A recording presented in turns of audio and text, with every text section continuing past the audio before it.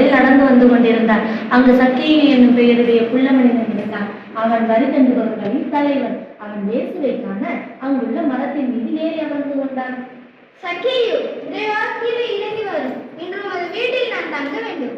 எமது வீட்டிலா? ஆண்டவரே, எனது உடைமைகளின் பாதியை ஏழைகளுக்கு கொடுத்து விடுகிறேன். எவர் மீதாக